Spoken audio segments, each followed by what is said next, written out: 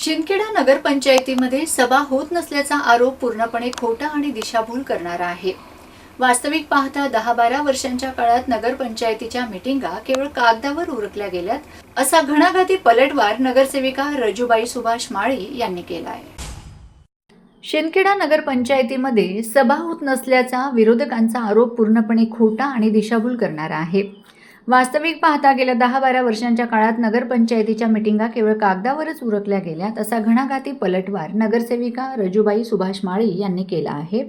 तसेच विरोधकांनी त्यांच्या काळातील कामांची गुणवत्ता जनतेसमोर सिद्ध करावी, आम्ही राजकारण सोडून देऊ असे थेट आव्हानही त्यांनी दिले आहे। दुसरीकडे नमो उद्यान आणि स्थायी समितीमधील ऐनवेळच्या विषयांवरून माजी नगरसेवक अरुण देसले यांनीही विरोधकांवर संशय व्यक्त करत जोरदार टीका केली आहे। केवळ सह्या करणे म्हणजे मीटिंग नाही, रजूबाई माळी। नगरसेविका रजूबाई माळी यांनी विरोधकांच्या आरोपातील हवा काढून घेताना म्हटले की मागील कार्यकाळातील मीटिंगचे अजेंडे काढून पाहिले तर ते अत्यंत अपूर्ण आहेत।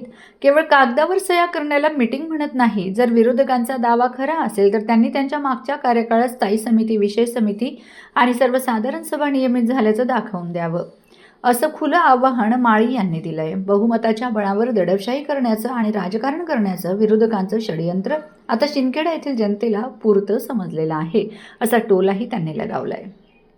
नमो उद्यानाचा वाद कुणाच्या सांगण्यावरून?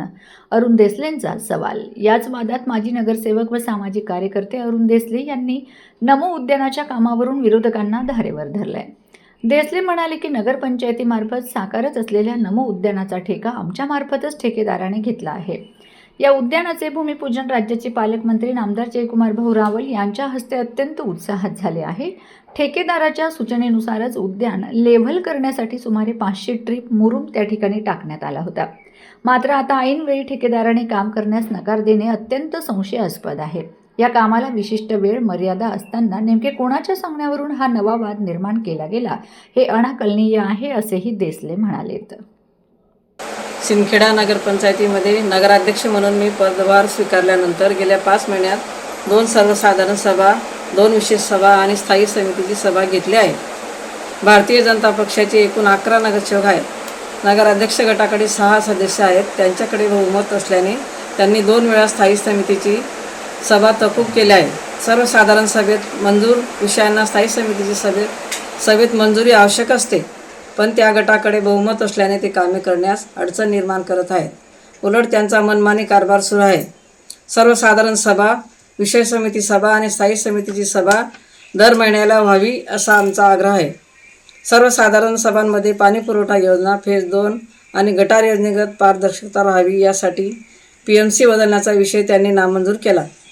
PMC चांगली केली असती तर कामाचा दर्जा आणि गुणवत्ता योग्य राखली जाणार होती। याशिवाय स्थायी समितीच्या सभेमध्ये पावसाळ्यात मुरुम टाकणे, फवारणी करणे, पाणी योजनेवर असणाऱ्या कर्मचाऱ्यांचे 5 महिन्याचे पगार थकीत आहेत ते देणे इत्यादी विषय त्यांनी नामंजूर केले आहेत। गावामध्ये या विषयाबद्दल चर्चा सुरू झाल्यामुळे त्यांनी या विषयांना कलाटणी देण्यासाठी वेगळा विषय सुरू केला आहे।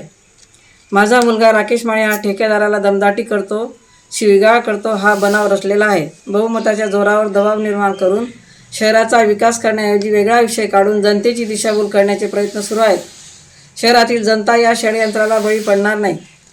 जनतेच्या पाठबळावर आम्ही शहराचा विकास करण्यासाठी कटिबद्ध आहोत।